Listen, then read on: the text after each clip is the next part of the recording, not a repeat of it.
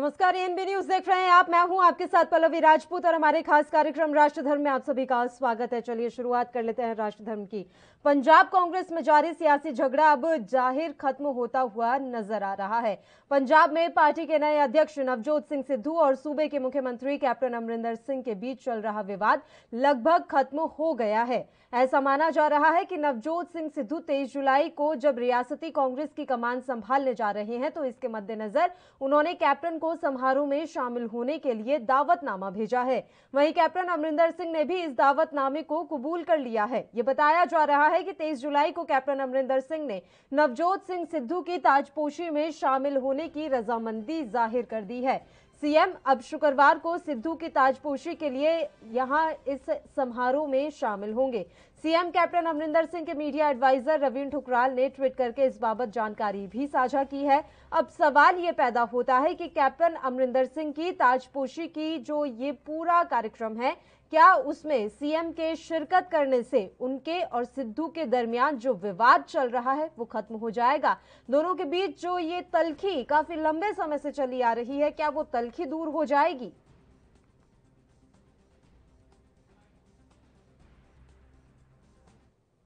तो पंजाब कांग्रेस के अंदर चल रही खींचतान के बीच अब ऐसा लगता है कि मुख्यमंत्री अमरिंदर सिंह ने नवजोत सिंह सिद्धू को राज्य कांग्रेस का कैप्टन मान लिया है।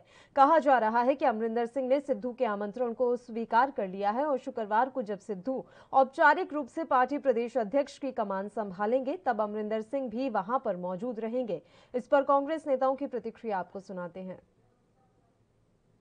सब ठीक है और कल आप देखेंगे कि पूरी कांग्रेस आपको कैप्टन के नेतृत्व में एक साथ खड़ी दिखाई देगी और नए प्रेसिडेंट का स्वागत करेंगे। कल जो प्रेसिडेंट अपना चार्ज लेंगे उसमें कैप्टन साहब को भी इनवाइट किया गया, क्या वो अटेंड करेंगे? क्योंकि उनके जो नजदीकी लोग हैं उन्होंने अभी तक इस बात पर सफाई नहीं दी है कैप्टन साहब अटेंड करेंगे। नहीं, नजदीकी लोग क्या कहते हैं उसमें मत जाइए।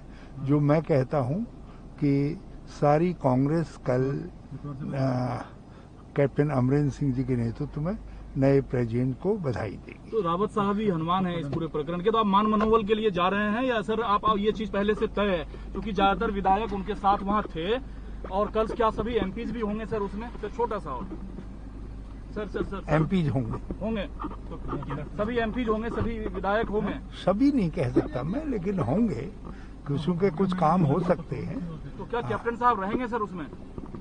मैंने कहा ना कि सारे कैप्टन साहब के नेतृत्व में सारी कांग्रेस अपने नए अध्यक्ष का स्वागत करे। जो इनविटेशन कल दे प्रोग्राम जो पंजाब प्रदेश कांग्रेस कमेटी दे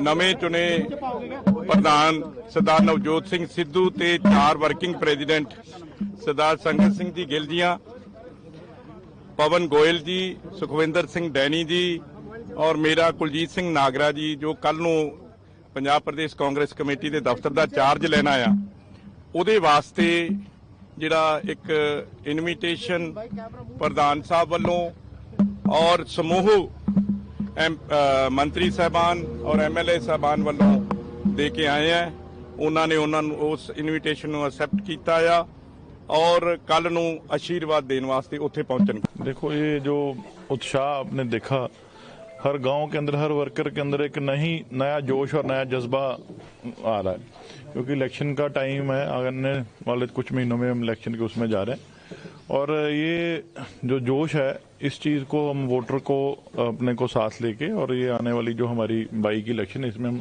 सारी इलेक्शन जीत के और ये हमारी सरकार दोबारा बनाएंगे। सर, अभी तो जो कैप्टन साहब का होना है कि कैप्टन साहब कल ज्वाइन करते और सर पटियाला में क्या कहना है? देखो, पटियाला में नहीं, चंडीगढ़ में पीसीसी के ऑफिस में वो सेरेमनी होती है और ये तो हमेशा ही ऐसा ही बना रहा है। और मैं समझता हूँ भाई ये थोड़ा मीडिया की वजह से ये थोड़ा जो टकराव या उसको पेश ऐसे किया गया था।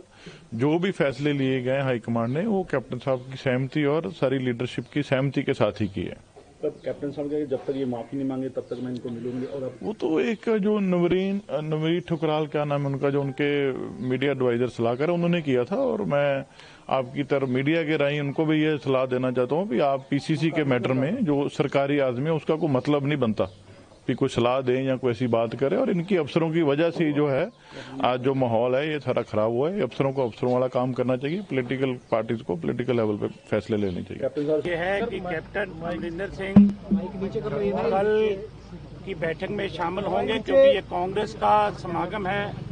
और पहले भी मैंने कई बार कहा है कि कुछ मीडिया की, कुछ लोगों की अपनी क्या आशराइयाँ होती है कि वो आएंगे नहीं आएंगे, क्योंकि ये कांग्रेस का अंदरूनी मामला था। कुछ शिकवे शिकायतें हो सकती है, लेकिन कांग्रेस पार्टी के साथ सबके रिश्ते हैं। और कैप्टन अमरिंदर सिंह पंजाब में कांग्रेस पार्टी के हाई कमान हैं और उनका वहां पहुंचना बहुत जरूरी था और वो पहुंच रहे हैं। और क्योंकि उनकी अध्यक्षता में, उनकी छत्र छाया में पंजाब की कांग्रेस पार्टी है और पंजाब की कांग्रेस पार्टी के अध्यक्ष जो नवजोत सिंह सिद्धू बने हैं और 4 वर्किंग प्रधान बने हैं, उनको आशीर्वाद देने के लिए मुख्यमंत्री जी अवश्य वहां जाएंगे।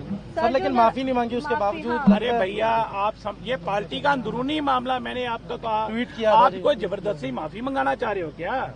मैंने कहा कि अंदरूनी मामला है, कुछ शिकवे शिकायतें होती है जो दूर हो जाती है। परिवार का मामला है, परिवार में कई बार ऐसी चीजें पनप पड़ती है, लेकिन परिवार में बैठ करके सब चीजें ठीक भी हो जाती है। चाय पे बुलाया क्या? सिद्धू भी पहुंचेंगे चाय पे? सभी लोग पहुंचे। कहाँ पे बुलाया सर? कहाँ पे? ये पंजाब भवन में पहले 10 बजे के लिए जो कांग्रेस के सभी एमएलए और सीनियर लीडर वहाँ इकट्ठे होंगे और मुख्यमंत्री की अध्यक्षता में हम सब वहाँ पंजाब कांग्रेस के ऑफिस में जाएंगे। सर दिल्ली नेताओं की प्रतिक्रिया आपने सुनी और हर कोई अब संतोष जता रहा है कि कल ताजपोशी जब सिद्धू की हो रही है तो खुद सीएम वहां पर मौजूद रहेंगे।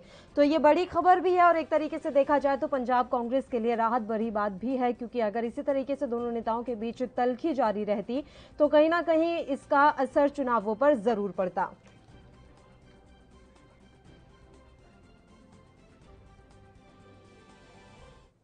चलिए अब इस मसले पर हम चर्चा की शुरुआत कर लेते हैं। 2 खास मेहमान इस समय हमारे साथ लाइव जुड़ गए हैं। मेहमानों से आपका हम परिचय करवा देते हैं। आरबी उपाध्याय जी इस समय हमारे साथ जुड़े हुए हैं, जो कि वरिष्ठ पत्रकार हैं। इनके अलावा डॉक्टर नेपाल सिंह इस समय हमारे साथ मौजूद हैं, राजनीतिक विश्लेषक हैं आप। दोनों ही मेहमानों का स्वागत है एएनबी न्यूज पर। उपाध्याय जी, शुरुआत हम आपके साथ ही करना चाहेंगे। देखिए, बहुत सस्पेंस था कि सिद्धू की ताजपोशी में खुद सीएम शामिल होंगे या नहीं। अब वो सस्पेंस तो खत्म हो गया, लेकिन सवाल अभी भी वहीं का वहीं है और ये सवाल लंबे समय से चला आ रहा है कि क्या इन दोनों नेताओं के बीच की जो तल्खी है, जो मनमुटाव है, वो खत्म हो जाएगा? क्या कल जब सीएम ताजपोशी के कार्यक्रम में पहुंच जाएंगे तो पुराने गिले शिकवे सब भुला देंगे? देखिए, ये कहना बहुत जल्दबाजी होगा पल्लवी, जिस तरह की तल्खी देखने को मिली और सिद्धू जैसे व्यक्तित्व के लिए कहीं न कहीं कैप्टन को अगर कंप्रोमाइज करना पड़े तो कैप्टन उस तरह के लीडर हैं जो आसानी से एक्सेप्ट नहीं करें। बिल्कुल। ये बात अलग है कि सार्वजनिक तौर पर ठीक है, जो कार्यक्रम होगा वो उसमें शिरकत करेंगे, लेकिन जो मन की गांठ होती है वो खत्म होने वाली नहीं। और मैं तो कहता हूँ अच्छा है अगर ऐसा होता है कि आपस में अगर कोई जो भी अंडरस्टैंडिंग डेवलप हो और मिलकर काम करें तो परिणाम अच्छे आएंगे। और अगर तल्खी खत्म नहीं हुई, जो मनमुटाव है वो अगर जारी रहा तो कांग्रेस को नुकसान होना तय। बिल्कुल। देखिए, जिस तरीके से पार्टी आला कमान ने जो फैसला लिया, वो कम से कम मीडिया का तो नाम बदनाम करते हैं कि मीडिया ये अटकलें लगा रहा है, अफसर ये अटकलें लगा रहे हैं। ये हम क्या अटकलें लगा रहे हैं? हम कुछ अटकलें नहीं लगा रहे हैं। ये दिख रहा था साफ साफ जब सिद्धू जी ट्वीट कर रहे थे, ये दिख रहा था जब वो बीजेपी छोड़ के ये देख रहे थे कि भाई कहाँ कौन मुझे अच्छा एक प्रोफाइल दे सकता है। आम आदमी पार्टी की भी संभावनाएं उन्होंने तलाश की। आम आदमी पार्टी में जब संभावनाएं नहीं बनी तो वो कांग्रेस में आए। तो कांग्रेस में आने के बाद भी आप देखेंगे उनके ट्वीट, वो ट्वीट थे कि भी नहीं आम आदमी पार्टी की तारीफ कर रहे हैं। तो कब क्या हो जाए? देखिए, कैप्टन अमरिंदर कांग्रेस के सिपाही हैं, सच्चे सिपाही हैं और उन्होंने अपने आप को प्रूव किया है। अब पार्टी आला कमान है, पार्टी आला कमान का फैसला कोई भी सिपाही हो वो मानेगा, लेकिन किस हद तक, क्या जो मन के अंदर गांठ है क्या वो गांठ खत्म हो जाएगी? बिल्कुल। देखिए इतना आसान नहीं है जितना दिख रहा है ऊपर ऊपर से। सब अंदर से जब भी जिसका दाव लगेगा वो कहीं ना कहीं कोशिश करेगा। आप देखेंगे कि इलेक्शन सर के ऊपर है। जिस तरीके से सिद्धू ने शक्ति प्रदर्शन किया, विधायकों को स्वर्ण मंदिर में जाना, तो वो क्या था? अगर सिद्धू जी कांग्रेस के प्रेसिडेंट डिक्लेयर नहीं होते, आला कमान घोषित नहीं करता, कितने एमएलए आ जाते उनके फंक्शन में, कितने एमएलए उनके पास आते? तो बहुत बड़ा प्रश्न चिन्ह है। देखिए ताकत होती है, पार्टी की होती है, और कैप्टन उस बात को भली बात समझते हैं, और कैप्टन उसी को समझते हुए उन्होंने निमंत्रण भी एक्सेप्ट किया है, वहां जाएंगे भी। लेकिन सिद्धू कितना झुकते हैं या आला कमान? सबसे बड़ी बात यही है कि सिद्धू कितना झुकते हैं, क्योंकि अभी भी सीएम साहब ने वो निमंत्रण स्वीकार किया है। अब सिद्धू अपनी तरफ से क्या पहल करते हैं, ये वाकई में बहुत ही ज्यादा अहम है। डॉक्टर नेपाल सिंह, मैं आपके पास आना चाहूंगी। सर, इस चमत्कार के पीछे की वजह आप किसे मान रहे हैं? क्या ऐसा माना जा सकता है कि आला कमान की तरफ से किसी ना किसी का फोन कॉल गया है सीएम अमरिंदर के पास? क्योंकि ये वही सीएम है जो 2 दिन पहले तक कह रहे थे कि मैं सिद्धू से तब तक नहीं मिलूंगा जब तक कि वो मुझसे सार्वजनिक तौर पर माफी नहीं मांग लेते। अब आज उनके द्वारा सहज रूप से निमंत्रण स्वीकार कर लेना क्या दर्शा रहा है?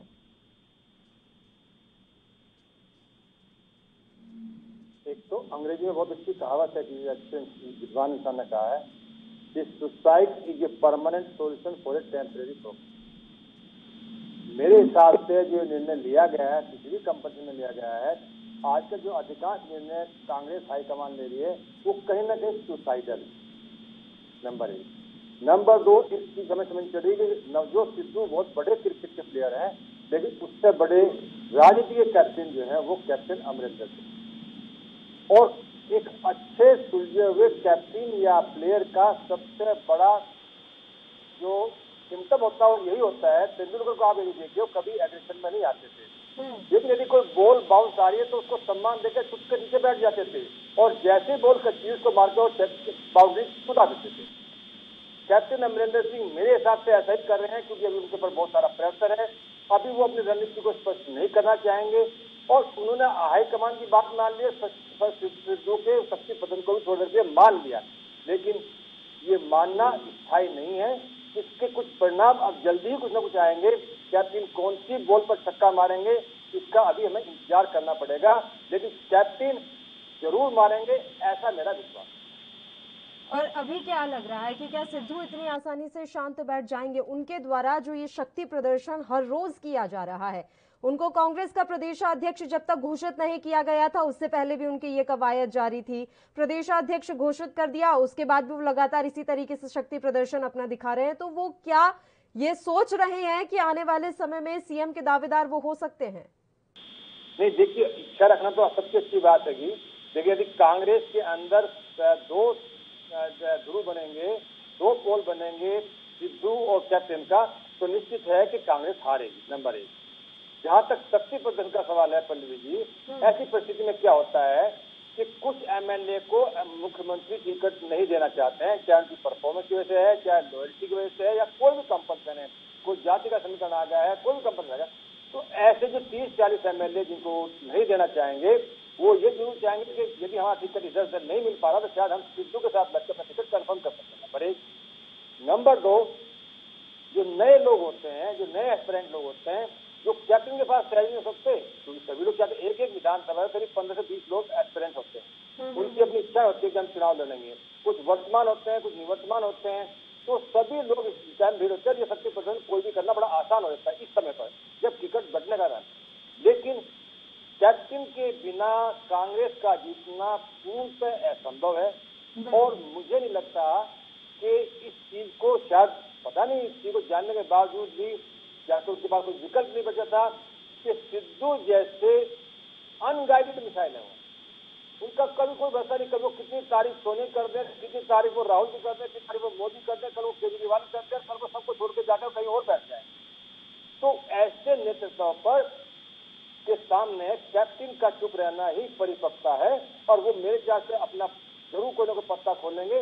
लेकिन इस दोनों परिस्थिति में मुझे फिर भी ऐसा लगता है पल्लवी जी कि कहीं ना कहीं भाजपा का ये सपना पूरा होता नजर आ रहा है और इसको राहुल जी पूरा कर रहे हैं कि ये देश कांग्रेस मुक्त हो जाएगा। सेम समस्या वो मध्य प्रदेश में नहीं निपटा पाए थे, उसका परिणाम क्या हुआ? सत्ता भी चली गई और नेता भी चला गया। और ऐसा ही आपके पास पंजाब में होगा, सत्ता भी चली जाएगी और नेता भी चला गया। बिल्कुल, बहुत बड़ी बात है वाकई में डॉक्टर सिंह, बहुत बड़ी बात है। और आरबी उपाध्याय जी, यही तो समझने वाली बात है कि आप राज्यों में लड़ किससे रहे हैं? आप कांग्रेस वर्सेस कांग्रेस लड़ रहे हैं या कांग्रेस वर्सेस अन्य पार्टियां लड़ रहे हैं? हर राज्य में स्थिति वही है। अब आप देखिए कि पंजाब कितना सही चलता आ रहा था और अब जब बिल्कुल चुनाव सर पर है तब हालात ऐसे हो गए हैं कि अब लड़ाई कांग्रेस वर्सेस कांग्रेस की नजर आ रही है। उपाध्याय सर, देखिए बिल्कुल ठीक कहा पल्लवी आपने। पूरे चांस बन रहे थे जीतने के कांग्रेस के, और बीजेपी का वहां कोई बहुत बड़ा दबदबा नहीं था। अकाली दल का भी आप देखेंगे ठीक है वजूद है, लेकिन जिस तरीके से मजबूती के साथ कांग्रेस वहां पर मैदान में थी जी, समझ से परे है कि भी आला कमान ने किस तरीके से अनगाइडेड मिसाइल अभी बोल रहे थे नेपाल सिंह जी। हकीकत है कि भी अपने कहते हैं पैरों पे कुल्हाड़ी मार रहे हैं आप। जहां आपको दिख रहा है कि भी सरकार बन रही है और वहां सिद्धू जैसे व्यक्तित्व के लिए आप कैप्टन को नाराज कर रहे हैं। अब कैप्टन के लिए तो रास्ता, अभी जो रास्ता है वो बड़ा आसान हो जाएगा। वो कहेंगे ठीक है पार्टी आलाकमान का वो था, तो उन्हें लग रहा है कि भी सिद्धू जिता देंगे तो सिद्धू बना देंगे गवर्नमेंट। और देखिए आज जो भीड़ है वो अभी भी मैं एक चीज मैं आपको टोक के सर यहाँ पूछना चाह रही हूँ, तो अभी भी क्या ये गारंटी है कि सिद्धू कांग्रेस में ही बने रहेंगे? ये गारंटी कौन ले रहा है? मेरा सवाल यहाँ पर ये है। बस एक छोटे से ब्रेक के लिए हमें यहाँ बुलेटिन में रुकना है, फौरन हाजिर होंगे।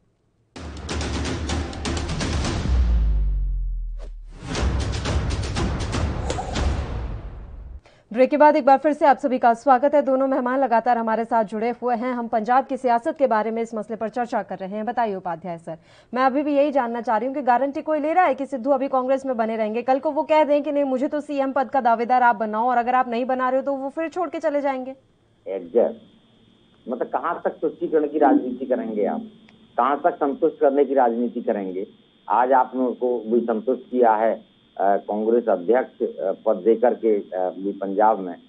और डेफिनेटली मैं बता रहा हूँ कल को अगर ऐसा कुछ होता है तो वो मांग करेंगे। वो महत्वाकांक्षी व्यक्तित्व उनका है। वो बीजेपी छोड़ के वो आए इसलिए थे, उन्हें दिख रहा था वहां पर। तो देखिए बहाने वो अभी भी मैं बता रहा हूँ ये नहीं बनाते अगर प्रदेश अध्यक्ष, तो वो छोड़ के आम आदमी पार्टी ज्वाइन कर लेते, शायद मेरा जो आंकड़ा। क्यों जिस तरीके का ट्वीट उन्होंने किया था आम आदमी पार्टी की बढ़ाई की थी, तो समझ से परे है। और ये इस तरीके से आप तुष्टीकरण की राजनीति करेंगे तो कब तक करेंगे? ये तो एक न एक दिन, और कोई गारंटी नहीं है भाई नहीं बनाएंगे वो तब भी छोड़ देंगे, तब और खेल बखेड़ा हो जाएगा।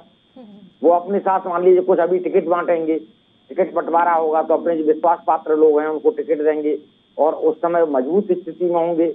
वो कहेंगे कि भी अगर आप बना दो, नहीं तो मैं इतने विधायक लेके मैं जा रहा हूँ। मतलब उस समय तो जो लोगों की जो लाइबिलिटी है ना वो उनके पास हो जाएगी। क्यों? वो कहेंगे कि भी मैंने टिकट दिलवाया तो मेरे साथ खड़ा है, और वो खड़ा भी होगा। जो भी जीत के आएगा वो क्यों टिकट उनकी वजह से मिला है। तो ये अजीब सा खेल एक्चुअल में, जहाँ इतनी मजबूत स्थिति में कांग्रेस थी वहां जानबूझकर अपने आप को उस स्थिति में लाकर खड़ा कर लिया है कि इधर कुआं है इधर खाई है, इधर गिरेंगे तब भी नुकसान है, इधर गिरेंगे तब भी नुकसान है। और जो जनता में मैसेज गया है वो भी अच्छा मैसेज नहीं गया है। देखिए एक मैसेज होता है भाई कैप्टन ने मेहनत की है, और आम आदमी पार्टी को भी वो एक अच्छी फाइट दे रहे थे। जहां तक फ्री बिजली का प्रश्न है वो फ्री बिजली भी दे रहे थे, मुफ्त यात्रा भी करा रहे थे। वो सारी चीजें मतलब पूरा आंकलन करके किसानों के जो आंदोलन है वो एक सहानुभूति कहीं ना कहीं उनके प्रति किसान भी रख रहे थे। इन सारी परिस्थितियों के होते हुए और वहां सिद्धू को बिना कैप्टन को विश्वास में लिए, और देखिए अगर मान लीजिए आपको प्रदेश अध्यक्ष बदलना था तो कहीं ना कहीं कॉन्फिडेंस में आपको कैप्टन को रखना चाहिए था। तो कैप्टन और मजबूती के साथ 1 और 1 11 हो जाते। कैप्टन जिसको कहते हैं उसको अगर पद दिया जाता तो कैप्टन पूरा अपना पसीना बहाते और आला कमान के सामने रिजल्ट प्रस्तुत करने की कोशिश करते। आज वो उतनी मेहनत शायद न करें। वो कहेंगे ठीक है जब आला कमान को यही मंजूर है तो ठीक है। ये नुकसान कांग्रेस को उठाना पड़ेगा। और इसकी भरपाई मैं समझता हूँ फिलहाल नहीं हो सकती। अब देखिए क्यों कि हम ये सोचते हैं कि सिद्धू सरेंडर कर देंगे, नहीं, वो भी उस तरह का व्यक्तित्व नहीं है। अगर वो इस तरीके से अपने आप को अगर कंप्रोमाइज करने वाली बात होती तो बीजेपी नहीं छोड़ते, वो बीजेपी में रहकर भी कंप्रोमाइज करके और कुछ ले सकते थे। लेकिन वहाँ भी वो इसलिए आए कि ये जो हालात हैं पंजाब के ठीक नहीं कह सकते। देखिए जनता जो अपना एक मैंडेट देती है बहुत सोच समझ के देती है, और इन सब जो घटनाएं हैं, इन घटनाओं से उसे लग रहा है कि भाई इनमें आपस में ही जूता चल रहा है, तो ये लोग हमारा भला क्या करेंगे, जनता का क्या भला करेंगे। तो जब कहते हैं ना कि दो बंदरों की लड़ाई होती है तो तीसरा कोई लेके एक्चुअल में भाग जाता है। वैसे तो मैं कंफर्म नहीं कह सकता, तो जनता की अदालत है, उसका जो फैसला होता है वो सर्वोच्च होता है।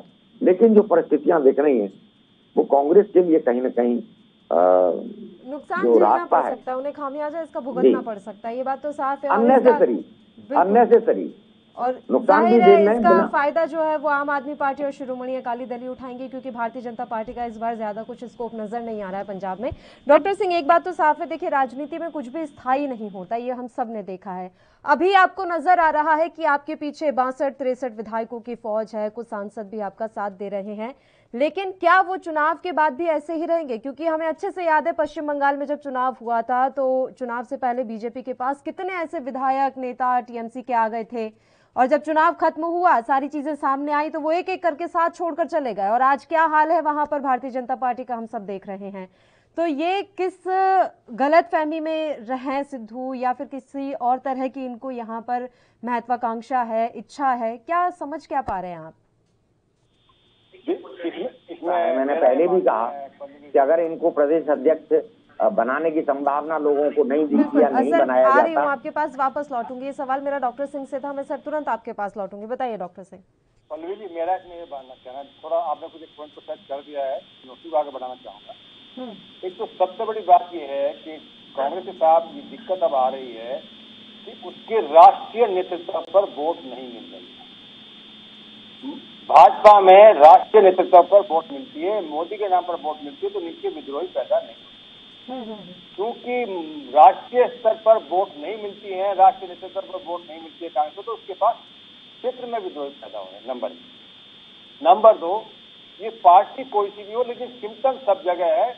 सेलिब्रिटी के लिए भीड़ तो इकट्ठी हो सकती है, ट्वीट तो बहुत हो सकते हैं, सोशल मीडिया डिस्कशन बहुत हो सकता है, टीवी मीडिया बहस हो सकती है, इनकी जीतने की निश्चितता बहुत कम होती है, चाहे वो भाजपा का हो, चाहे वो ममता जी का हो, या सपा का हो, या बसपा किसी पार्टी का। आप देखिए ना, सुनीता फोगाट के इतने टिकटॉक थे, वो क्या हुआ, जमा करके बैठ गए, जीत भी नहीं पाई वहां पे। ऐसे बहुत सारे नेता थे जो भाजपा नेता थे पश्चिम बंगाल में नहीं है। लेकिन इसका एक चीज का एंगल हमें समझना पड़ेगा, वो एंगल ये है पल्लवी जी कि भाजपा का एक मॉड्यूल सब जगह सक्सेसफुल होता नजर आ रहा है। उसके पास वहां लोकल नेता नहीं होते। जब तक वो अकाली दल के साथ जुड़ी थी उसके पास कोई नेता पनप ही नहीं सकता था। और उसने क्या किया, अकाली दल से खड़ा होकर अपने पास रख गया। अब जो भी कांग्रेस से चिपकेंगे वो भाजपा में आ जाए। जैसे उन्होंने बंगाल में किया था, जो लोग मार्क्स कम्युनिस्ट पार्टी छोड़ के गए, जो ममता को छोड़ के गए, वो भाजपा के पास आ गए, वो 77 तक पहुंच गई, हो सकता है यहाँ भी 40 तक पहुंच जाए। तो भाजपा को अपना जनाधार खड़ा करने के लिए कुछ नेता चाहिए, जिन नेताओं को अपना खुद का जनाधार होता है। इस झगड़े में जो लोग छिटकेंगे, जो लोग आएंगे, वो सब के सब लोग भाजपा हो जाएंगे। भाजपा हो तो वो अकाली दल के साथ जा नहीं सकते, कांग्रेस के साथ वो रह नहीं सकते, हमारी पार्टी के साथ जुड़ नहीं सकते। तो एक ही चीज बचती है जो है भाजपा। तो भाजपा को बने बनाए नेता मिल जाएंगे, और ये कांग्रेस का बड़ा दुर्भाग्य है कि उसके बने बनाए नेता चले जाएंगे। अब इसको कांग्रेस कब समझेगी, मेरी समझ से तो परे की बात है।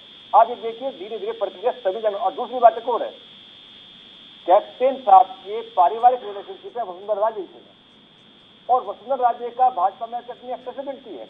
ये कल को हो सकता है माधव सिंधिया जी का, इनका सबका मिलकर इसको ले सकते। माधव सिंधिया अब एक ऐसे नोडल एजेंसी बना दिए गए हैं, नोडल व्यक्ति बना दिए गए हैं भाजपा द्वारा, जो दूसरे जो थोड़े थोड़े दुखी लोग हैं या परेशान लोग हैं उनको लाना, चाहे वो सचिन पायलट हो, चाहे वो जितिन प्रसाद हो, चाहे कल को मुरली देवड़ा हो। कल को हो सकता है मनप्रीत बादल भी इधर भाजपा आ जाए, कांग्रेस को लोग टूट के वही भाजपा में नए सम्मिलित हो जाए, और एक नई पार्टी का सर्जन यहाँ पर हो जाए, और एक नई पार्टी की शुरुआत हो जाए। लेकिन ये दुर्भाग्य है कांग्रेस का कि वो वरिष्ठता को इग्नोर कर इसमें जमात कैप्टन को करने के बाद में, और वो ऐसे व्यक्ति विश्वास कर रही है जो कभी जीत को दिलाने में संभव हो ही नहीं सकता। ठीक है, वो बहुत अच्छी कविता गा सकते हैं, बहुत अच्छे लाफ्टर चैनल बैठ के हंसा सकते हैं, बहुत अच्छा वो भाषण दे सकते हैं, लेकिन इसको जीत में कन्वर्ट करना इतना आसान पॉलिटिकल लाइफ में नहीं होता। यदि ऐसा होता तो फिर अपने जो शर्मा जी हैं लाफ्टर चैनल वाले, वही कपिल शर्मा जी चीफ मिनिस्टर बन जाते हैं। ऐसा संभव नहीं होता। भीड़ आकर्षित करना एक अलग बात है, भीड़ को वोट में कन्वर्ट करना एक बिल्कुल अलग पूरा एक डिजाइन मैथमेटिक्स है इसका।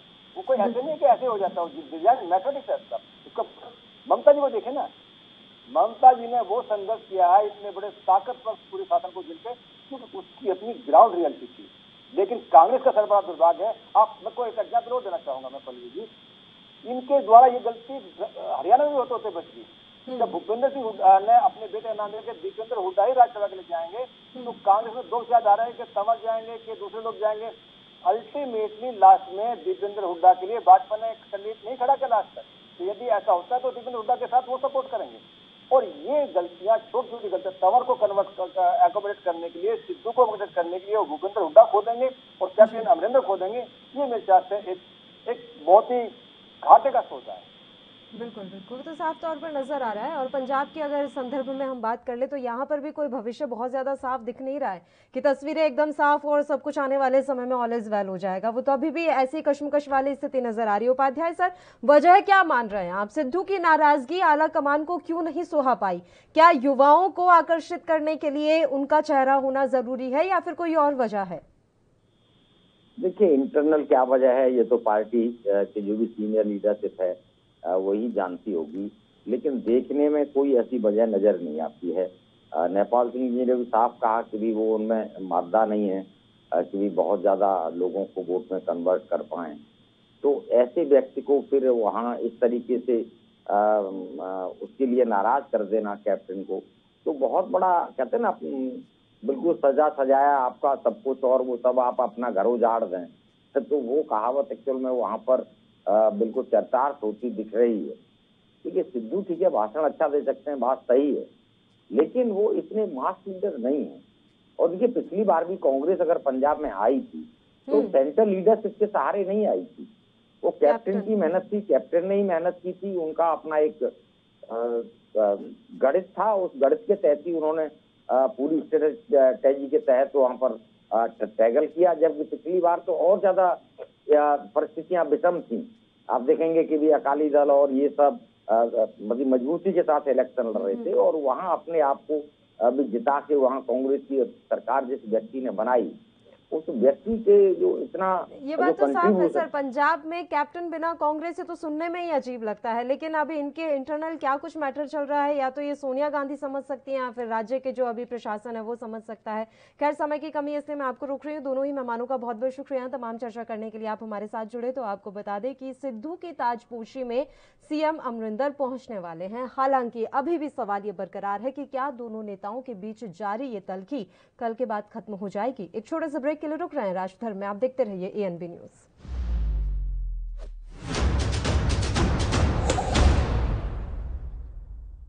ब्रेक के बाद एक बार फिर से आप सभी का स्वागत है। रुख कर लेते हैं अगले मुद्दे का। केंद्रीय मंत्री मीनाक्षी लेखी ने कृषि कानूनों के विरोध में प्रदर्शन कर रहे किसानों पर एक विवादास्पद बयान दिया है। उन्होंने इन किसानों की तुलना मवालियों से कर दी है और साथ ही ये भी कहा है कि इस तरह के प्रदर्शन करना आपराधिक है। विपक्ष ऐसी चीजों को हवा दे रहा है।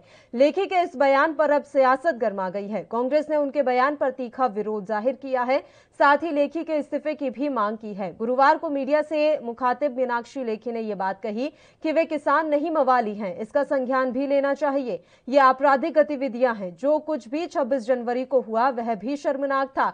वे आपराधिक गतिविधियां थी, उसमें विपक्ष की ओर से चीजों को बढ़ावा दिया गया। कृषि कानूनों के विरोध में प्रदर्शन कर रहे किसानों पर पूछे गए एक सवाल पर लेखी ने यह आपत्तिजनक बयान दिया है। उन्होंने पत्रकारों से कहा कि आप फिर उन्हें किसान बोल रहे हैं, वे किसान नहीं मवाली हैं। इस बयान के तुरंत बाद विपक्ष लेखी पर हमलावर हो गया है। दिल्ली में 4 बार विधायक रहे वरिष्ठ कांग्रेसी नेता मुकेश शर्मा ने लेखी को अपने बयान पर माफी मांगने के लिए कहा है। उन्होंने ट्वीट किया कि शर्म करो मीनाक्षी लेखी जी, किसान मवाली नहीं बल्कि अन्नदाता हैं, इसलिए या तो माफी मांगो या इस्तीफा दे दो।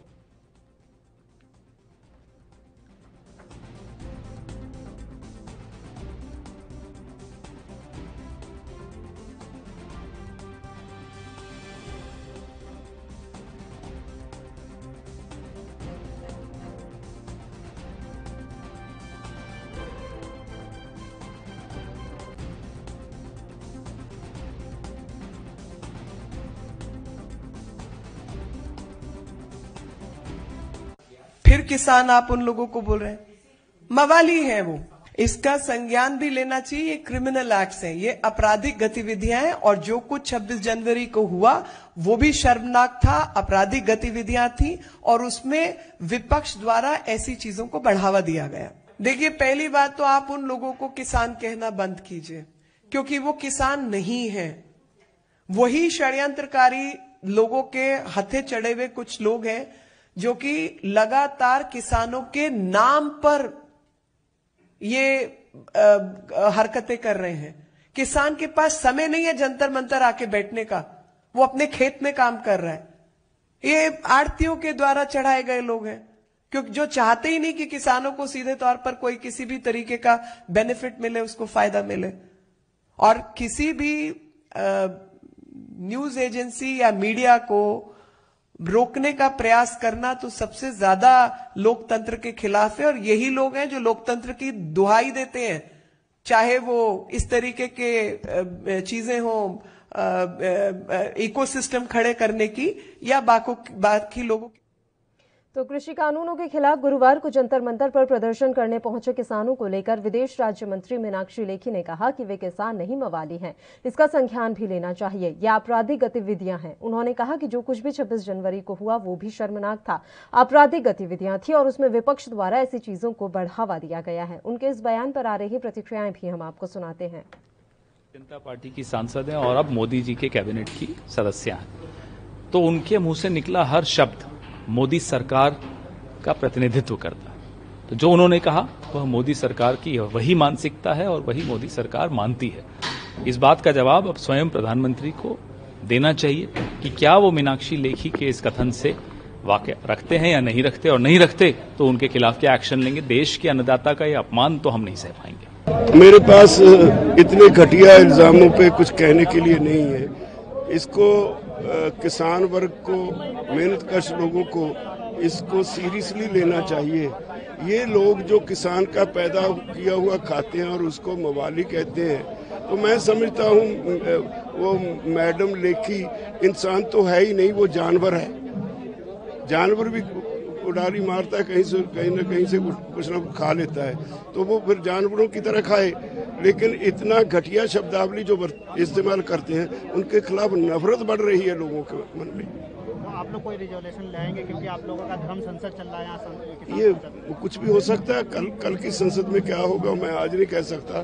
जो लोग संसद चलाएंगे वो कल का प्रोग्राम वही बता सकते हैं। आज आपका आंदोलन, आप इसको सक्सेसफुल मानते हैं? आज का आंदोलन देखो, हमने लोगों को बताना था कि ये 3 कानून क्या हैं, उस पर बहस हुई है, चर्चा हुई है, और लोगों में जाएगी। मुझे उम्मीद है कि ये लोग हमारे साथ और लोगों की हमदर्दी बढ़ेगी। देखिए, इतने बड़े पद पर बैठे, प्रवक्ता के पद पर, किसी इस प्रकार की भद्र महिला का ऐसा बयान देना देश के 80 करोड़ अन्नदाताओं का अपमान है।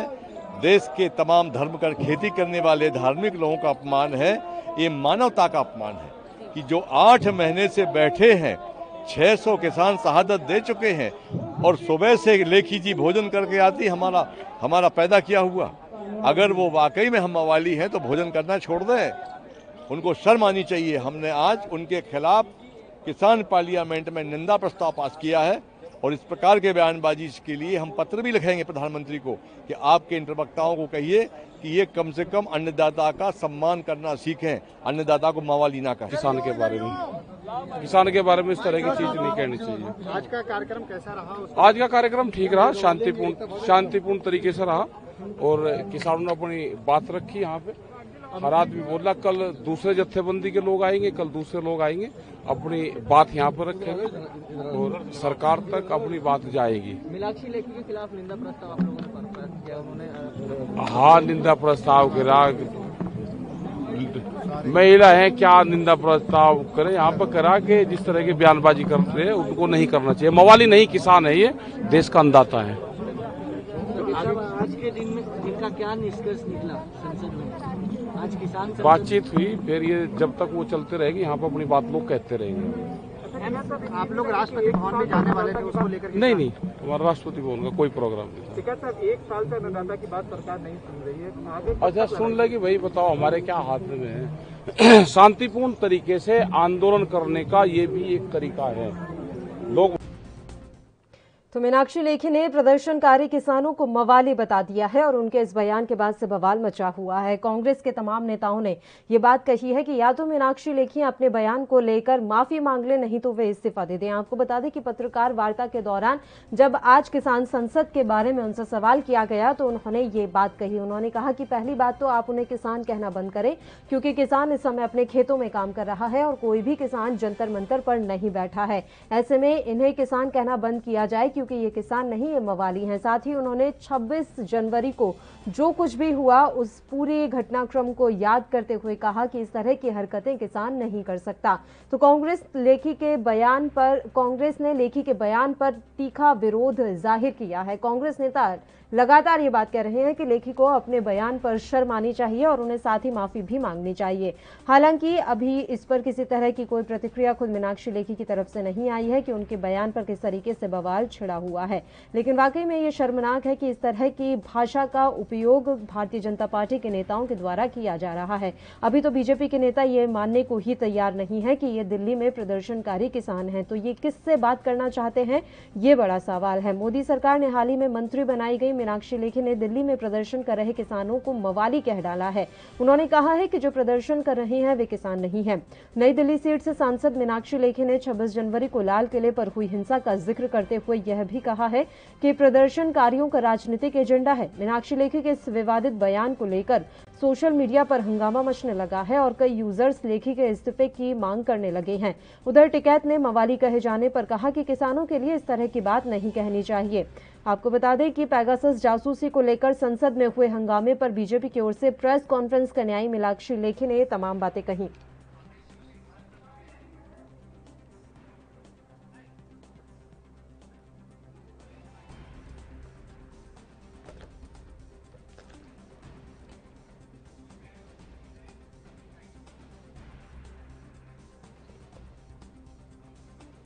तो सबसे पहले उन्होंने किसान कहना बंद कीजिए, ये बात कही गई है मीनाक्षी लेखी के द्वारा। उन्होंने कहा क्योंकि वे किसान नहीं है, वे षड्यंत्रकारी लोगों के हत्थे चढ़े हुए कुछ लोग हैं जो लगातार किसानों के नाम पर ये हरकतें कर रहे हैं। किसानों के पास समय नहीं है जंतर मंतर आकर बैठने का, वह अपने खेत में काम कर रहा है। ये आढ़तियों के द्वारा चढ़ाए गए लोग हैं जो चाहते नहीं कि किसानों को फायदा मिले। तो ये तमाम बातें मीनाक्षी लेखी ने कही हैं और उनके इस बयान पर अब बवाल मचा हुआ है। साथ ही एक अन्य सवाल के जवाब में उन्होंने कहा कि जो कुछ भी 26 जनवरी को हुआ वह शर्मनाक था।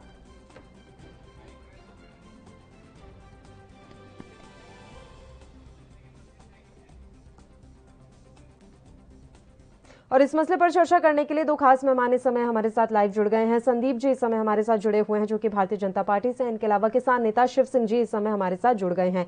दोनों ही मेहमानों का स्वागत करती हूँ एनवी न्यूज पर। संदीप जी, शुरुआत हम आपके साथ ही करना चाहेंगे। बताइए, कौन मवाली कौन गुंडा, ये चरित्र चित्रण करने में आप लोग इतने एक्सपर्ट कब से हो गए सर? कौन देशद्रोही है, कौन राष्ट्रभक्त है, ये तमाम बातें आप लोगों के पास ही कहाँ से आती हैं? जी, मैं आपसे पूछना चाहता हूं, आपके चैनल के माध्यम से पूछना चाहता हूं, एक बात मुझे बताइए, 26 जनवरी को जो हुआ, जो पूरे विश्व ने जिसको देखा, पूरे भारत ने जिसको देखा, वो षड्यंत्रकारी नहीं थे, वो कौन लोग, वो किसान थे क्या? ये आप बताइए। वो ऐसी हरकतें, माँ भारती का लाल जो देश के अंदर अन्न पैदा करता है, अनाज पैदा करता है और देश के भरण पोषण का काम करता है, क्या वो इस काम को कर सकता है? देश की अस्मिता के साथ खेल सकता है, देश की इज्जत के साथ खेल सकता है? वो काम एक षड्यंत्रकारी कर सकता है, एक आतंकवादी कर सकता है, एक मवाली कर सकता है, वो किसान नहीं कर सकता, माँ भारती का लाल नहीं कर सकता। एक सेकंड संदीप जी, 26 जनवरी को जो कुछ भी हुआ, एक तो पहली बात तो उसकी जांच चल रही है और उस पूरे घटनाक्रम का जो मुख्य आरोपी था उसकी सारी फोटोग्राफ्स आपके नेताओं के साथ है, ठीक है? अभी पहले उस पर भी जवाब दे दीजिए अगर आप 26 जनवरी पर ही जा रहे हैं। और दूसरी बात ये, क्या आप उन्हें आतंकवादी भी कह रहे हैं अब, कि अब सबके सब आतंकवादी हो गए? और सबसे बड़ी बात, दिल्ली की पुलिस आपकी, कानून व्यवस्था आपके हाथ में है, तो क्यों बिठा रखा है इन्हें? अगर आपको ये आतंकवादी नजर आ रहे हैं, मवाली नजर आ रहे हैं, तो हटा दीजिए। आपके पास वो तमाम सबूत होंगे ना, उठा के जेल में डाल दीजिए सर। सुन लीजिए पल्लवी जी, मैंने आपसे उन्हें आतंकवादी नहीं कहा है, मैंने उनको कहा है देश की अस्मिता के साथ खेलने वाले लोग आतंकवादी होते हैं, जो देश की इज्जत के साथ खेलते हैं। ये देश की इज्जत के साथ खेलने का काम अगर किसी ने किया है तो इन मवालियों ने किया है, षड्यंत्रकारियों ने किया है। मैं उनको ये नहीं कहना चाहता वो किसान नहीं है, किसानों के कंधे पर बंदूक रखकर चलाने वाले लोग हैं। किसान अपनी फसल काट रहा है, अपने खेत में अपनी फसल कर रहा है। किसान धरने, इतना समय नहीं है 6-6 महीने के लिए कि किसान धरने पर बैठ जाएगा। किसान को अपने बच्चों का पेट पालने का समय, अपने बच्चों का पेट पालना है, अपने परिवार का लालन पालन करना है। किसान वहां नहीं बैठ रहा। ये आड़तियों की आड़ में दलाल, जो दलाली करते हैं वो लोग इस आंदोलन को चलाने का काम कर रहे हैं। और वो लोग कुछ लोगों को, चंद लोगों को, तथाकथित किसान नेताओं को वहां इस काम करने का काम कर रहे हैं। ये लोग देश की इज्जत के साथ खेल रहे हैं, देश की अस्मिता के साथ खेल रहे हैं और देश को बदनाम करने की साजिश है। पूरे वैश्विक पटल पर ये लोग देश को बदनाम करना चाहते हैं। बातें आप त्यागी जी कर रहे हैं, आपके पास तो बहुत सबूत होंगे, उसके बाद भी आप इन्हें छोड़ दे रहे हैं, कमाल की बात है। शिव सिंह जी से एक प्रतिक्रिया ले लेते हैं। बताइए शिव सिंह जी, उनके हिसाब से अगर आप प्रदर्शन कर रहे हैं तो आप मवाली हो गए हैं, आपको प्रदर्शन नहीं करना चाहिए। तो यहाँ डिबेट हो रहा है मीनाक्षी लेखी जी को लेकर जी। अब यहाँ संदीप जी बैठे हैं, इन्होंने आतंकवादी कह डाला। तो मैं तो ये कहूँगा कि प्रधानमंत्री मोदी जी कभी जन की बात नहीं किए, वो हमेशा अपने मन की बात किए और उन्होंने ऐसे ही मंत्रिमंडल बनाने का काम किया है। जिस तरह उनकी नियत है ऐसे ही लोगों को मंत्रिमंडल में शामिल किया है। और ये घोर अपमान है देश के ही नहीं पूरे विश्व के अन्नदाताओं का। ये अपमान है जिस तरह से बयानबाजी कर रहे हैं और हम इसकी घोर निंदा करते हैं। अक्षम्य अपराध है, इसमें मुकदमा चलना चाहिए, चाहे मीनाक्षी लेखी जी हो चाहे और जो भी लोग हों। जिस तरह से किसान का, देश के अन्नदाता का अपमान किया जा रहा है वो शांतिपूर्ण तरीके से, लोकतांत्रिक तरीके से आंदोलित है और ऐसे में इस तरह की बयानबाजी बेहद निंदनीय है और आपराधिक कृत्य है। हम मांग करते हैं कि इनके खिलाफ गंभीर मामले कायम किए जाएं। ठीक है शिव सिंह जी, एक बात बताइए, आज जो भी धरना स्थल पर हुआ, एक पत्रकार के साथ मारपीट भी की गई, एक दूसरे चैनल के पत्रकार के साथ, वीडियो जर्नलिस्ट था वो, तो उसको लेकर भी आप पर सवाल खड़े हो रहे हैं और ये बात कही जा रही है कि देखिए इन्हीं के धरना प्रदर्शन में इस तरह की चीजें क्यों होती हैं। इससे पहले बलात्कार का मामला आपके धरना स्थल से सामने आया और जो वहाँ के गाँव के आसपास के लोग हैं, सिंघू बॉर्डर की मैं बात कर रही हूँ, वो लोग काफी परेशान हैं। वो बार बार ये बात कह रहे हैं कि अब जब से इन लोगों ने धरना लगाया है हमारे यहाँ आपराधिक गतिविधियां बढ़ गई हैं, ये बातें भी कही गई हैं। बताइए शिव सिंह जी। देखिए पल्लवी जी, मैं ये कहूँगा कि मीडिया के साथ यदि कहीं भी ऐसी कोई बातें हो रही हैं तो उसकी हम घोर निंदा करते हैं। और मैं तो ये कहूँगा ये बड़ी साजिश है कि मीडिया के नाम पर किसान आंदोलन को बदनाम किया जा रहा है। आज जो हमने देखा, कल से लगातार बड़े बड़े प्रिंट मीडिया के अखबारों के मालिकों के यहाँ छापे पड़ रहे हैं। तो जो किसान आंदोलन से जुड़े मुद्दे को जो चैनल आज उठाने का काम कर रहा है उनके खिलाफ ये सरकार साजिश रच रही है, उनके खिलाफ कार्रवाई कर रही है और कभी भी किसान मीडिया कर्मियों से भिड़ने का काम नहीं किया। वो हमारे देश के चौथे स्तंभ हैं, हम उनका सादर सम्मान करते हैं और आज उन्हीं के कारण हिंदुस्तान में नहीं पूरे विश्व में किसान आंदोलन गांव-गांव पहुंचा है। तो मैं मीडिया का सम्मान करता हूं और यदि ऐसी कोई गलती हमारे किसान भाइयों से हुई है तो मैं क्षमा चाहता हूं, क्षमा मांगता हूं। ठीक है, मसले पर चर्चा लगातार ऐसे ही जारी रहेगी। संदीप त्यागी जी, सवाल अभी बहुत है, बस एक छोटे से ब्रेक के लिए हमें यहाँ पर रुकना है, फौरन हाजिर होंगे।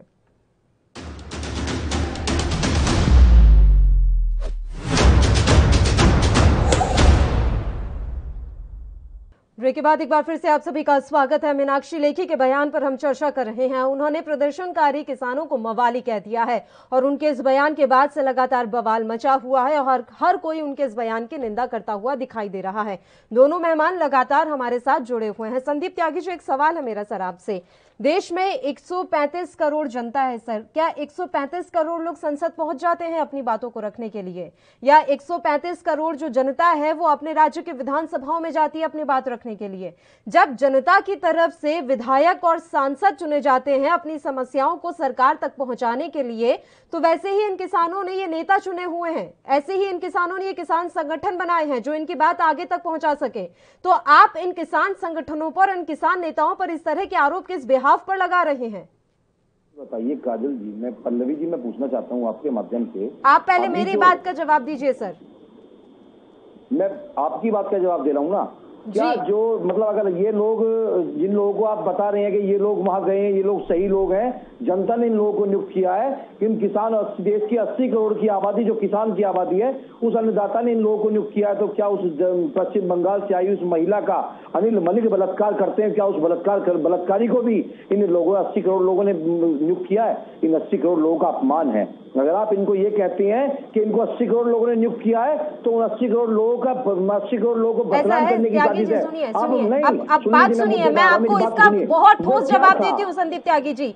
ये बिल्कुल उसी अपवाद की तरह है जैसे कुलदीप सेंगर को उसकी जनता ने भेजा था, लेकिन क्या हुआ? ये बिल्कुल उसी अपवाद की तरह है सर। अपवाद कहीं पर भी हो सकता है। आपका कुलदीप सेंगर क्या था? मैडम लगातार एक नहीं, लगातार बार बार घटनाएं घट रही हैं। एक बार देश सर उस पीड़िता का पूरा घर मर गया है। सुनिए आप मेरी भाषा में, कोई नहीं बचा उनके पास। देश की इज्जत के साथ बिल्कुल अपवाद। अच्छा, खुद के ऊपर आई तो देश की जनता, यही तो बात है। हमें समझ नहीं आता कि किस हिसाब से आप चरित्र चित्रण करते हैं सर। त्यागी जी सारी बात छोड़िए, मुझे आप ये बताइए चरित्र चित्रण का ठेका कैसे ले रखा है आपने? चरित्र चित्रण का ठेका किसने दिया आपको, मुझे इतना बताइए त्यागी जी। और मुझे कुछ नहीं सुनना। बात सुन लीजिए, 26 जनवरी को देश की लाल किले की प्राचीर पर फहर रहे तिरंगे झंडे का अपमान किया जाता है, तो वहीं दिल्ली पुलिस में एक महिला कांस्टेबल के साथ में मारपीट की जाती है, उसके साथ बदतमीजी की जाती है। एक तरफ तो देश की इज्जत के साथ खिलवाड़ किया जाता है और दूसरी तरफ देश की मातृशक्ति का अपमान करता है। तो ये मातृशक्ति का और देश की इज्जत का अपमान देश का किसान नहीं कर सकता। ये अन्नदाता ऐसी ओछी हरकतें नहीं करता है। ऐसी हरकतें छोटी मानसिकता के लोग करते हैं, जिनको मानसिक बीमारी होती है, जो लोग पगला चुके होते हैं। ये लोग वो लोग हैं, ये खालिस्तानी लोग हैं, ये माँ भारती के लाल नहीं है, ये किसान नहीं है, आपकी प्रेस वार्ता नहीं है या किसानों की आड़ में, आपका कोई सरकारी आवाज नहीं है, ये लोग किसान नहीं है, किसानों की आड़ में। तो आप थोड़ा मर्यादित भाषा का इस्तेमाल कर लेंगे तो बेहतर रहेगा। दिखा देगा कि आप लोग कितने एलिगेंट है सर। यह आपके ही एलिगेंसी को दिखाने के लिए बेहतर है कि आप किस तरह के शब्दों का, किस तरह की भाषा का इस्तेमाल। मैंने तो किसी अपशब्द का प्रयोग नहीं किया। मैंने तो कहा है कि इस देश की मातृशक्ति का अपमान करने वाले को क्या कहूंगा, जिन्होंने देश की मातृशक्ति के सामने मातृशक्ति का अपमान किया, जिन्होंने यूपी के लखीमपुर खीरी में मातृशक्ति का अपमान नहीं हुआ था, कुलदीप सेंगर ने मातृशक्ति का अपमान नहीं किया था। पुलिस की कांस्टेबल के साथ में मारपीट होती है, वो क्या होता है? मैं आपसे भी सवाल कर रही हूँ सर, अगर वहां मातृशक्ति का अपमान हुआ तो लखीमपुर खीरी में चुनावों के दौरान नहीं हुआ था मातृशक्ति का अपमान, है ना? कुलदीप सेंगर ने किसी मातृशक्ति का अपमान नहीं किया था। और एक दो सांसदों के नाम मैं आपको बता दूं, सलाखों के पीछे है ना, जेल के पीछे समय अपना काट रहे हैं। जिस 26 जनवरी की आप बात कर रहे हैं, बात सुनिए त्यागी जी। दीप सिद्धू की फोटोज आपके नेताओं के साथ क्या कर रही थी त्यागी जी? दीप सिद्धू क्या कर रहा था आपके नेताओं के साथ, सनी देओल के साथ? सारे टाइम वो क्यों प्रचार कर रहा था? तो क्या ये मान लें कि भारतीय जनता पार्टी की साजिश थी? प्रधानमंत्री के साथ में, देश की रक्षा मंत्री के साथ में राकेश टिकैत जी की भी फोटो है। राकेश टिकैत भी देश के रक्षा मंत्री के साथ में फोटो खिंचाए हुए हैं। अब ये थोड़ी ना कह सकते कि रक्षा मंत्री ऐसा कर रहे हैं। ये इस तरीके की बातें ना करिए, क्योंकि फोटो किसी के साथ में किसी का भी हो सकता है, फोटो से कुछ नहीं होता। हाँ बिल्कुल, और कि कोई भी ऐसा ऐरा गहरा आदमी आकर सनी देओल के साथ प्रचार भी कर सकता है। बिल्कुल सही बात आपने कही है। वो इतने आम आदमी है ना कि आप चुनावों में किसी को भी भेज सकते हैं प्रचार करने के लिए, और उसके बाद आप उठा के कह देते हैं कि ये तो मवाली है, ये तो आतंकवादी है, ये तो गुंडे हैं। चरित्र चित्रण कर रहे हैं आप यहाँ बैठकर लोगों का। मतलब राकेश टिकैत क्या कहते हैं अपने मन से, आप सुन लीजिए। देश का प्रधानमंत्री जो है, एक सर्वोच्च पद होता है, उसके लिए मतलब उसके लिए ये टिप्पणी नहीं होती है कि उसको लांडा करके भेजेंगे, उसकी पूंछ काट के भेजेंगे। ये राकेश टिकैत देश के प्रधानमंत्री का अपमान करते थे। क्या कहेंगे आप ये राकेश, ये किसान की भाषा है, नहीं डालते? बात तो सुनिए संदीप जी, मैं आपसे पूछ रही हूँ, जब इतनी सारी चीजें हैं आपके पास तो आप इन्हें जेल में क्यों नहीं डालते? बताइए ना सर, क्यों ये आंदोलन इतने दिनों से चल रहा है? और एक सबसे बड़ा सवाल, एक सेकंड संदीप त्यागी जी, थोड़ा दिमाग शांत रखिए। संदीप त्यागी जी, थोड़ा दिमाग शांत रखिए, कोई बात नहीं, आराम से बात कर लेते हैं। सर, हम कौन से यहाँ जंग लड़ने के लिए बैठे हैं? मैं ये पूछ रही हूँ, ये मवाली है, ये गुंडे हैं, ये बदतमीज है, ये सब कुछ है, उसके बाद भी नरेंद्र तोमर क्यों कह रहे हैं कि हम तो बातचीत के लिए तैयार हैं? इन मवालियों से क्यों बात करनी है सर? इन्हें क्यों मुंह लगाना है आपको? जब ये मवाली या गुंडे हैं तो जाने दीजिए ना, बैठे रहेंगे, कभी ना कभी तो चले ही जाएंगे। तो हमने हम तो इनको कहाँ परेशान कर रहे हैं? यही लोग, मैं ये पूछ रही हूँ, नरेंद्र तोमर क्यों बार बार कहते हैं कि हम बातचीत के लिए तैयार हैं? वो तो आज भी कह रहे थे कि हम बातचीत के लिए तैयार हैं। आप बात पर आते ही नहीं है सर, आप सवाल पर आते ही नहीं है सर, आप सवाल पर नहीं आते। छोड़िए सर, आप सवाल पर नहीं आएंगे, आपके पास जवाब नहीं है वो बताने के लिए। बताइए शिव सिंह जी, अगर आप मवाली हैं तो आप बातचीत के लिए क्यों आतुर हैं? आप मवाली रहिए ना, आप अपनी गुंडागर्दी कीजिए। आदरणीय पल्लवी जी, पूरा देश जानता है किसान किस तरह शांतिपूर्ण ढंग से अपना आंदोलन चला रहा है, और इनका तो मानसिक संतुलन खो गया है पूरी तरह से। जिस तरह से अंग्रेजी हुकूमत ने किसानों के साथ, देश के साथ दमन करने का काम किया, उस समय बड़े बड़े आंदोलन हुए, खेड़ा आंदोलन हुआ, बारडोली आंदोलन हुआ, चंपारण आंदोलन हुआ, और सरकार को झुकना पड़ा, कानून वापस लेना पड़ा, क्योंकि अंग्रेजों को मानना पड़ा कि किसान की एक ताकत है और अन्याय हुआ है, तो ये उनको वापस लेना पड़ा। और आखिरकार जब किसान लामबंद हुआ तब अंग्रेजों को देश भी छोड़ना पड़ा। जब किसान लामबंद हुआ तो देश से उनको बाहर जाना पड़ा। आज यही हाल देश में होने जा रहा है। जिस तरह से चाहे डिबेट का समय हो, चाहे भाषणों में हो, जिस तरह से भारतीय जनता पार्टी के लोग मानसिक संतुलन खो करके किसानों को इस तरह से अपमानित किया जा रहा है, उनको मवाली गुंडा बदमाश कहा जा रहा है, तो ये घोर आपत्तिजनक है और हम इसकी निंदा करते हैं। और माननीय महोदय जी को, संदीप जी को भी मैं आगाह करता हूं कि जिस तरह से आपकी भाषा है, भाषा में संयम रखें, अन्यथा आप अभी किसान की ताकत को नहीं जानते हैं। किसान अभी शांतिपूर्ण आंदोलन कर रहा है और किसान को छेड़िए मत, उसको अपना शांतिपूर्ण गांधीवादी तरीके से आंदोलन करने दीजिए। और इस तरह से आप किसानों को भड़काएंगे, किसानों को गुमराह करेंगे और उनको धमकाएंगे, तो ये ठीक नहीं है जी। ठीक है शिव सिंह जी। और संदीप त्यागी जी, हम भी यही उम्मीद करते हैं कि जितने भी ये प्रदर्शनकारी हैं, इनकी समस्याओं का जल्द से जल्द समाधान हो जाए, क्योंकि ये भी वही लोग हैं जिन्होंने आपको वोट दिया था और इतनी भारी बहुमत से आपको दोबारा सत्ता में लेकर आए थे। तो व्यक्ति चाहे कोई भी हो, उसकी समस्या का समाधान करने की जिम्मेदारी आप लोगों की बनती है। फिलहाल मैं आप दोनों ही मेहमानों का शुक्रिया अदा करना चाहूंगी तमाम चर्चा करने के लिए आप हमारे साथ जुड़े। तो आपको बता दें कि आज से किसान संसद शुरू हो गई है और किसानों की संसद को लेकर मीनाक्षी लेखी ने बड़ा बयान दिया है। उन्होंने सीधे पत्रकारों से ये बात कह दी है कि इन लोगों को किसान मत बुलाओ, ये किसान नहीं है, ये मवाली हैं। साथ ही उन्होंने कहा कि बहुत सारी आपराधिक गतिविधियां हो रही हैं, इन आपराधिक गतिविधियों का संज्ञान लेना चाहिए। हालांकि उनके इस बयान की घोर निंदा की जा रही है, क्योंकि ऐसे शब्दों का इस्तेमाल कतई सही नहीं है और ये बर्दाश्त करने लायक भी नहीं है। खैर, अब देखने वाली बात यहां पर यही रहेगी कि मीनाक्षी लेखी अपने इस बयान को लेकर क्या माफी मांगती हैं, क्या वो दुख जताती हैं कि उन्होंने जिन शब्दों का इस्तेमाल किया वो गलत थे। इसी के साथ राष्ट्रधर्म में भी फिलहाल के लिए इतना ही। मुझे दीजिए इजाजत। देश प्रदेश के तमाम ताजा और अहम खबरों के लिए आप देखते रहिए ANV न्यूज।